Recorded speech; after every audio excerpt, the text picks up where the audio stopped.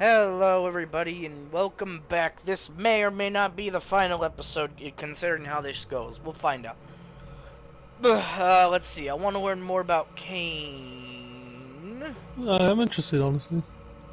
I want to learn more about Kane, about where we all came from. All in good time. I have something different in mind for the night, as you surely remember. So yeah, it seems like everybody gets 4 pieces of four little story bits. And we're on Yeah, bit number 3 right now, so I think we're out of time for Benoit. most likely. Let's go see Father Anthony. It's best not to talk in the cathedral, so I arranged for us to meet him at his home. I have a car nearby. Got a car! Alright. That's a good idea. The cathedral has become too exposed.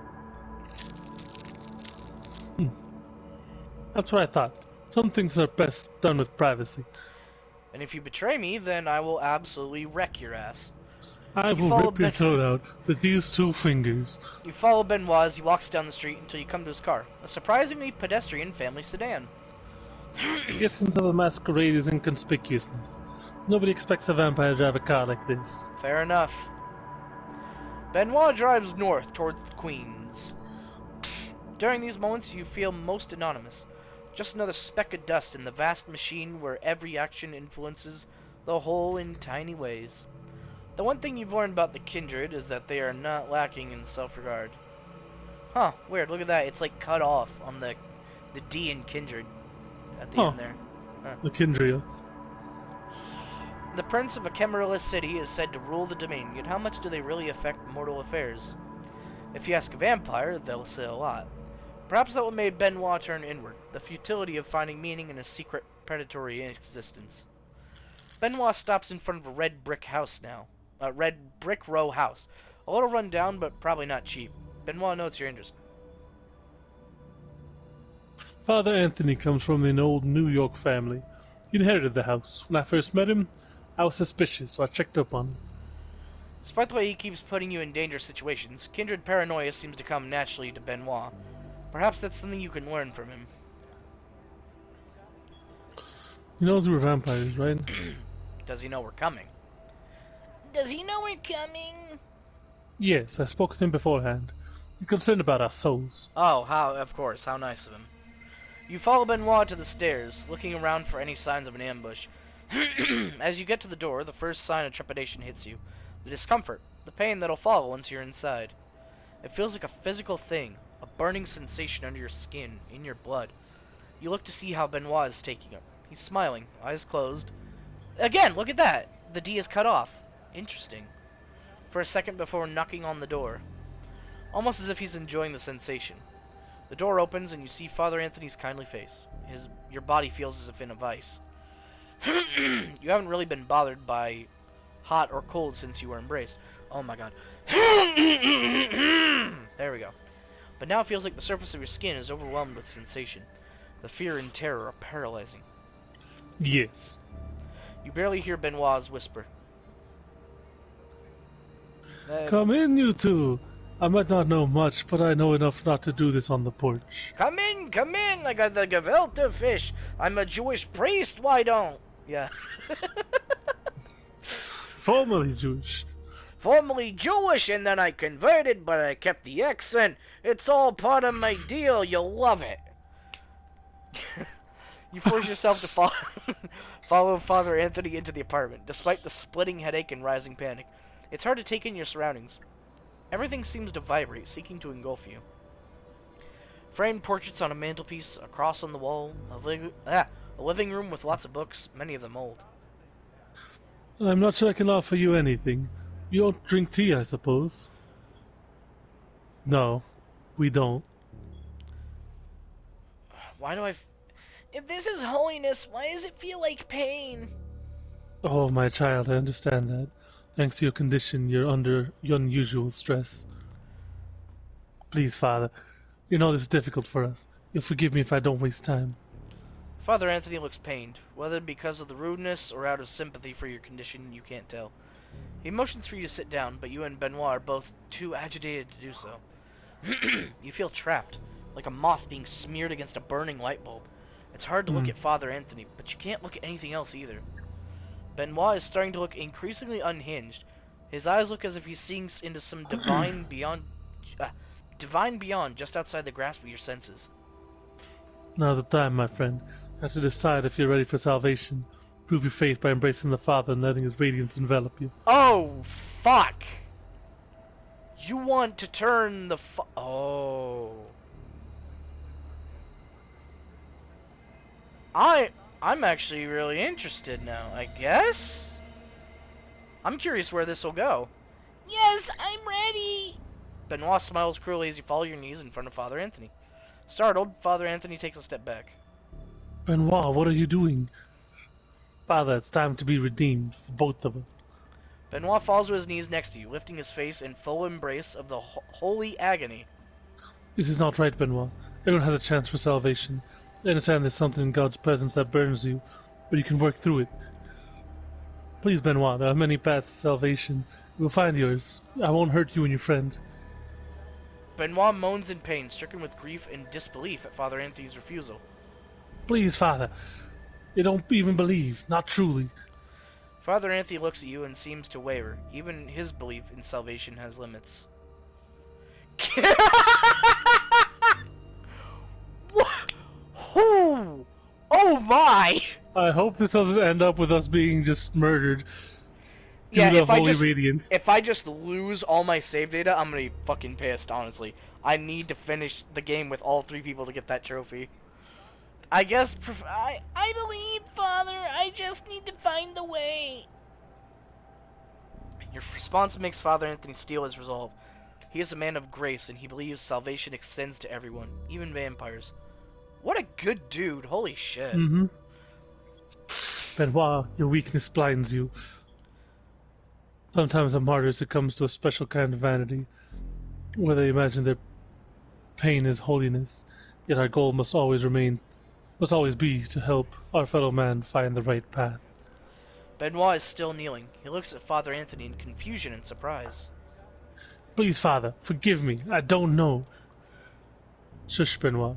We have time to talk. Meanwhile, I think it's better for your friend to leave. I can't claim to understand the effect I seem to have on your kind, but I'm not convinced it's all salutary. Father Anthony looks at you kindly.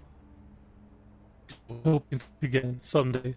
There's hope for even you. Oh man, your voice is roboting super hard. Are you downloading something? I don't look so. You're weeping, tears of blood staining your cheeks. Staggering and stumbling, you retreat up to the door, the distance between you and the Father already making it hurt less. You hear Benoit's whispered confessions behind you as you escape into the night. You're safe, but the implications of your experience are troubling. What does this mean? Whether practical or spiritual, it feels like you have to think on... You're free to return to your haven, and there is a distinct temptation to keep the events of the night to yourself. Yet these events cannot be good for the masquerade. I'm gonna go talk to Sophie! You make your way to Sophie's apartment, seeking comfort in the anonymity of the crowds on the New York sidewalk. Some are coming from a late shift at work, others are going out. You nod to the doorman and slip into Sophie's building. Go up and knock to her door. Yeah, even your bottle crunching is super robot now. It's just... Let's see notifications. No. No, I guess someone's just using Netflix or something then. No one's here. Wow. I wonder why. Don't know why. Maybe it's just a bad spot of Wi-Fi, I guess. Who knows? I guess so. Sophie spots the door in the middle of the phone call. She motions as you come in and mumbles assent to the phone. She could talk about earth-shattering secrets or an acquisition from an art gallery. Following Sophie's cue, you sit down in the living room. A few moments later, Sophie ends her call and sits down opposite you, regarding you with her usual mix of paternalism and disdain. It's not a good kindred. Oh man, that is so bad. I am so sorry. Both must be punished. I guess, let's see. There's a priest who knows about our kind. There's a priest who knows about our kind. Father Anthony. That's not very good noise. He's harmless. Anthony's not a real threat to us. He's just a harmless old man. Better just keep tabs on him. Being very charitable, but you're right. Sometimes violence is not always the answer. Sometimes you need a lighter hand. I'll tell Kadir about your priest to make sure to keep an eye on him. Leave Sophie's apartment, wondering whether you did the right thing. Something says you so that Father Anthony will not betray your secrets. Time will tell whether you're right. And then, yeah, this is the end. Yep. That's when we wake up in the thing. You wake up, this is not your haven. Try to break out. And then, yeah, there's Tamika, Hyzo, Agathon. Agatha. Where's Hope? That's strange. Oh, right, the music again.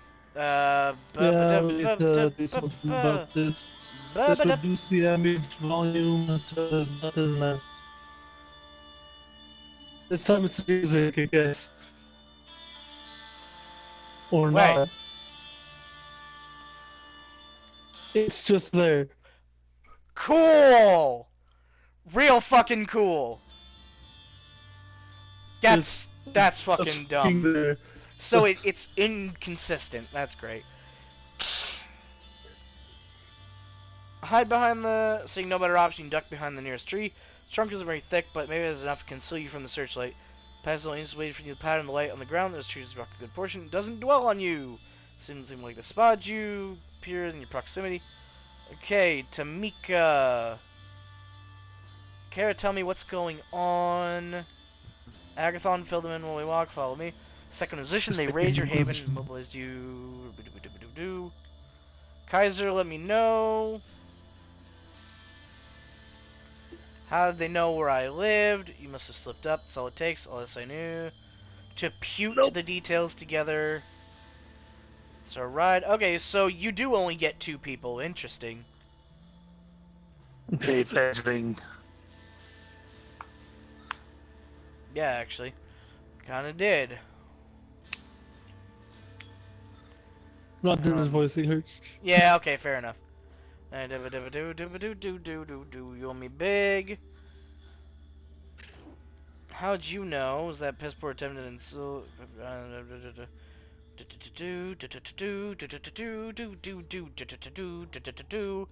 screens using one of your powers. Yep. Yeah, so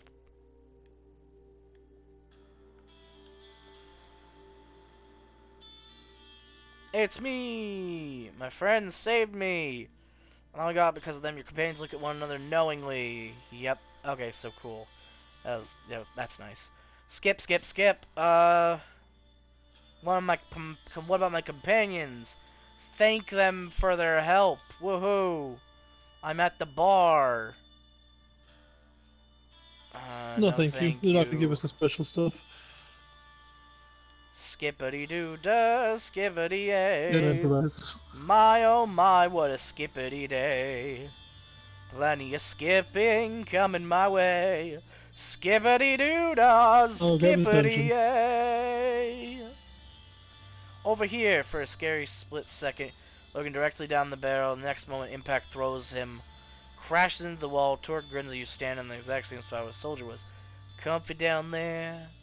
Meeting still an item, skippity-doo-dah, skippity-ay. Sky, oh sky, what a skippity-skay. Skippity-skoo-ska, skippity-skay. Skippity-skoo-ska, skippity-ay. A skippy-skoo-skoo, skip, skip, skoo-doo. A skippy-doo, skippy-doo, skip-dippy-dooby-doo. Skippity-skoo-ska, skippity-ay. Skip dip skippy dip a skippy woo hey. Skippily boo blah skippily way. Skippily blue ball skippity a. Skip skip skip skip skip. Theatrical snap. Come in. So she dies no matter what. Yeah. You could try to warn her or So behind you, you hear the shears snap. Ooh, red hair. Blah blah blah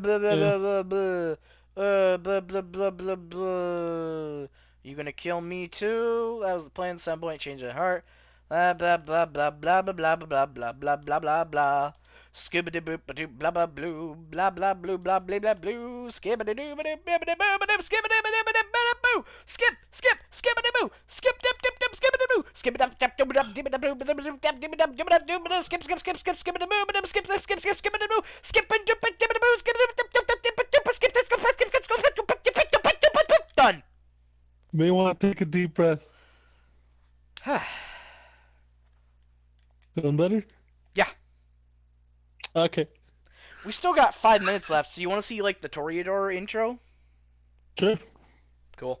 And then, yeah, this will be the end of our little Vampire the Masquerade, at least for this one. Of our little masquerading as vampires. At least until we get to the sequel, which is supposedly a spin-off, but it's... I looked into it, and it just has the same characters, and it picks up after this, so that's, by definition, a sequel, right? It's not exactly following the same person. No, because I mean it had a multiple choice thing, but but it's still the same thing, and we'll find out what happens to Torg and Olivia, and Sophie's just fucking dead, man. Yeah, and everything's deleted again. Yep. Boo-ha-ha.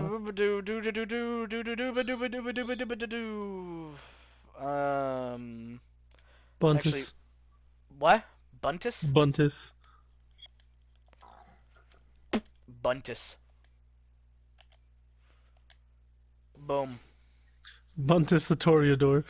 Buntus. Do you want to turn up the music, or? Yeah, it's just gotta fucking load first. Yeah, I don't know, it's just...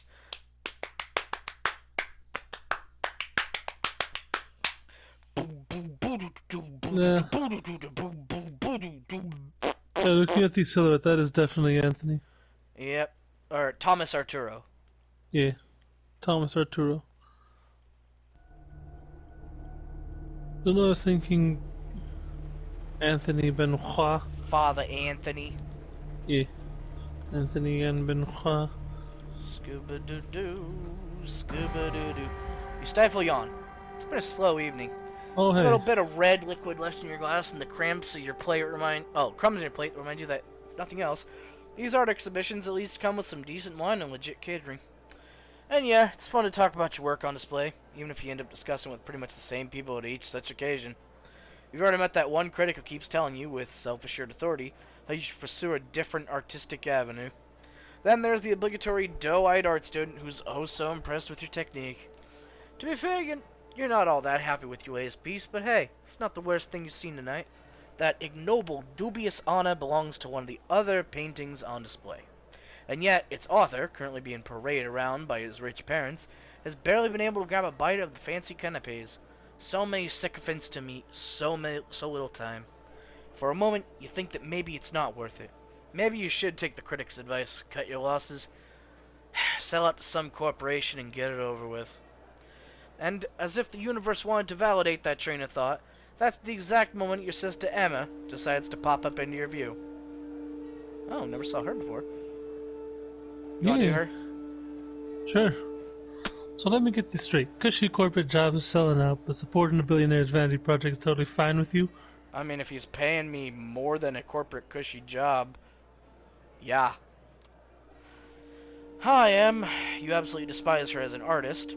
While you're struggling to uphold some nebulous ideals of what art is meant to be, she's perfecting her ways of mooching off the system. Shamelessly preying on little-known street art and niche internet memes, she repackages them as bourgeois-friendly collages. It's perhaps no wonder the NYT has recently dubbed her a mind-blowing explorer of digital art's extreme possibilities. But despite all that, you absolutely love her as a person, even as you welcomed her by smacking the back of her head. A gesture meant to convey nothing but deep affection. Yeah. For siblings, that seems about right. I don't know, if my brother hits me, I punch him. We fucking hate each other, dude. Well, for siblings who like each other. Yeah, we definitely do not have that sibling bond. Anyway, go ahead. Yeah, That's the kind of sibling bond I have with my brothers and sisters. Yeah. I can just whap them on the back of the head and it's gonna be that. Yeah. No, seriously, supporting you young artists, my ass. I don't know what kind of money you got for this piece, but I doubt it was even a fraction of what's going to be worth in tax benefits. The guy's owner actually said that if he had to choose his most valuable audience, it'd be the IRS. I'm pretty sure he was only half kidding. You mumble a non-answer, then segue into a different subject, trying to preemptively quell her repeated offers to get you a steady job. Of course, she proves as insistent as ever. Yeah, sometimes I just don't get you. On the one hand, you wouldn't be caught dead taking money from the inevitable winner of the culture wars. And the other, if someone gave you the chance to collaborate on some dumbass Oscar bait flick, sponsored by Larry Ellison Bailout Fund, you could do that shit for free. She rolls her eye and asks, you know what the only difference is between the art scene and the culture industry? The culture industry actually pays your bills. As expected of someone who's given up on attempts to infuse her work with any sort of enduring quality and decided to just keep responding to the zeitgeist. She claims to happily accept the fact that after she dies, both she and her work will end up in a landfill. When you respond that you prefer chasing a 1 in a million chance to immortalize yourself, she claims it reeks of an overinflated ego. But you've been down this road too many times before and managed to accept she'll never understand what's truly important to you. Slowly but surely, you move on to more agreeable topics. Your plans to finally get hammered together, or most recent crop of garbage Netflix shows your friends have tricked you into trying out. Hey, look at that, Em! Hey! Alright, gotta go. I've got a date. She peeks at a bunch of middle-aged men in expensive suits who have stopped pretending to care about the exhibition and are exchanging the worst lecherous jokes they've got in their stale repertoire. How fun. Have fun with your friends, class trader. Class trader. Wow, that's a new one. She gives you a hug and heads for a nearby elevator. There, she goes the unpleasant part of the evening. Still, you decide to delay the inevitable and catch a quick smoke break. Truth be told, people aren't exactly lining up to chat about your work anyway. As you leave your post, you start tapping your pockets in search of a ladder. Instead, you find a $100 bill you're absolutely sure wasn't there before. Jesus Christ, Em, you're the worst and the best. You can feel your cheeks burn red, but you gratefully put the money in your wallet and move outside. When you reach the balcony, you look out at New York City and light the second last cigarette left in the pack. That's a cool image. This looks like it's out of Ghostbusters or something. You're alone. It's not silent. The metropolitan hum is ever present, even this high up, but it's a good deal more intimate than what's behind your back. You lean over the railing and look down. The street lights beckon more than usual. In your mind's eye, you see yourself as your final artwork, beautifully splattered all over the pavement. Working title, Delusions of Grandeur. The author, a brilliant artistic soul crushed by unfeeling reality, gone too soon. You chuckle and flick the cigarette into the air. Freshened up by the night's cool breeze, you squeeze back into the stuffy interior. You barely make it a few steps before lethargy sets back in. It's like you never left. Still, something in the room feels different. Your eyes are drawn to a handsome young man, neatly dressed and groomed, exuding the air of a true artiste. And the best part, he's intently looking at your painting. The gallery is almost like an art installation itself. Now, people standing in silent awe. The guy like a beacon, drawing everybody's attention. Well, we know why that is, don't we? Hushed conversations about the guest can be heard from every corner of the gallery. Your heart is pounding with excitement, and you approach, feeling like a kid trying to get closer to a deer in the woods, but afraid you'll scare it away. The man turns to you, and you stop in your tracks, entranced. Oh, wow! I'm not gonna lie, he looks like a douchebag. Little bit. He looks the most vampire-y out of everybody we've met. Yeah. So, this is one of your pieces. You managed to mumble an affirmation. Tell me about it, please. As you start discussing your inspiration technique and process, the man's eyes lock onto the painting again. He keeps interjecting, making knowing remarks. This guy gets it. He really gets it. The world around you disappears. You'll say anything, do anything to keep his attention on you. But you realize you don't need to. He's into your art. He's into you. I want to buy it, and I want your company. I need to talk to you. You will like what I have to say. Spoken matter-of-factly, served straight up. He knows that you won't refuse, that you can't refuse. An hour later, you find yourself at his apartment. One of many, you presume, with your self-esteem all but patched up and your head full of fine vintage. You tell your host a lot. In fact, it seems like you're telling him everything. Where you came from, how you ended up in NYC, how you had to take out a loan to appear at tonight's event, how you took the long look down the balcony, that you thought about taking the plunge and this time you were only half joking. You feel miserable. You start crying. He holds you in his arms. You feel calmer. The tears stop flowing. He's cold. Do you like Twilight? Oh god. It's been so long since you last had someone who you could not just talk to, but communicate with, be seen by. Who knows? Maybe there's hope for you yet. That feeling of bliss is the last thing you remember before passing out. Next thing you know, you're lying on the couch in that same apartment, hungry and dehydrated. How long has it been? Hours? Days? More? You're feeling weak, confused, abandoned. You look around in a panic. Is he still here? Thank God, yes, there he is, standing in the doorway. His voice breaks the silence and fills you with hope, until you realize what he's saying. I am so sorry. I hope that maybe one night you will forgive me. Always remember, in our parting moment, I wished you well. You try to speak, ask him to stay, but no voice leaves your parched throat. You taste something on your lips. Wiping your mouth leaves a crimson stain on your hand. It's not the wine. What the fuck? The door of the apartment closes behind him. Alone. Again. Then the pain hits. It's a headache, a lurching in your stomach, a burning in your arms and legs. It's all you can focus on. A panic takes you. You fall from the sofa and hit a wine glass. It flies off into a wall, shattering into bits. A mumble from the corner of the room indicates that you're not alone as you thought. From where you're lying, you only see a feminine shape, stirring awake. You crawl towards the woman, inch by inch. The pain turns into an urge. You want. Ooh, I like the intense need music. to get close to her. Yeah, it's pretty good. You begin to see the details. The long hair, shrouding the face. Oh no, it's her sister, isn't it? The worn-out NYC hoodie thrown over her skimpy dress. No. She opens her eyes, moves her locks to the side, exposes her neck. Oh, a rabbit instinct takes you. In the blink of an eye, you find yourself buried in her hair, smelling her sweat, mixed with just a hint of cheap perfume. You bite down and drink the blood from her vein. Wait. What's happening? You break away. You look at the girl. She lets out a sigh, goes limp and unconscious again. You try to crawl back. Her dress is rolled up to the side, and you glance at her naked thigh. You lose control again. Bite her leg. Drink deep from the artery. It's intoxicating. It's bliss like you've never known before. It's beautiful. You break away again. Fall to your back. What the hell was that? Did you really drink her blood? She's not moving. Oh god, she's not moving. You check her pulse. She's cold to the touch. Nothing. No heartbeat. No sign of breathing. That's when it hits you. Your chest isn't moving either. Your heart's not beating. You're cold to the touch. You reach for your phone. It's not there. Where'd you leave it? Or maybe she took it. Impossible to say. You stumble around the apartment but find nothing to use to call for help. You need to get out of here now. You look outside the window. You're high above the streets. There's no balcony, and the building exterior is glass almost all the way down. You'd never survive the jump. But maybe that's precisely why you should leave the room this way. You just killed somebody. Your life is essentially over. A sickening void opens in your stomach, warning you that your reality is about to turn into unbearable hell. A voice in the back of your head tells you that the smartest course of action is to take the leap before it does, and the more you argue with it, the more reasonable it sounds. You're just about ready to pick up one of the chairs and try to break the window when you hear the clicking of the keys in the lock.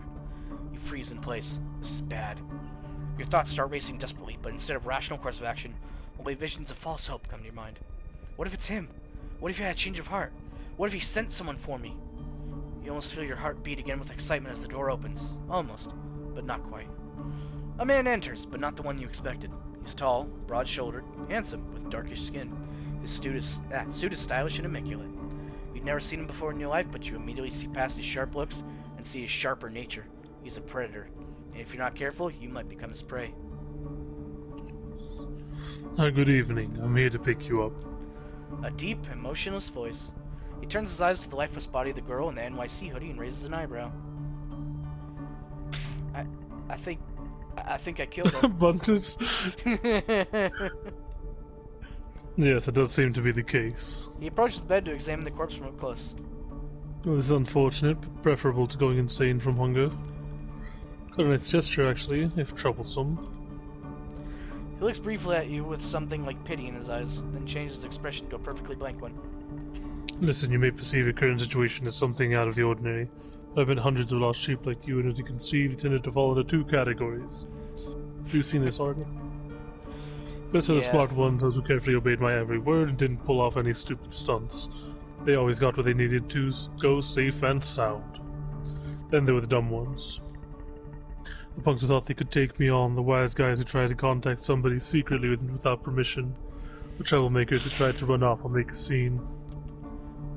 None of them got to the destinations in one piece. In fact, a lot of them never reached the destination at all. The man talks in a bored, professional tone, giving off an impression. Yeah, I think at this point, we can pretty much call it, yeah? Yeah. So, to anybody who actually sits Following through all the this, thank you so much. We had a lot of fun with this game, more than I thought we would, honestly.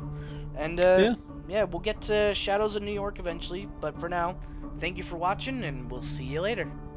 Adios.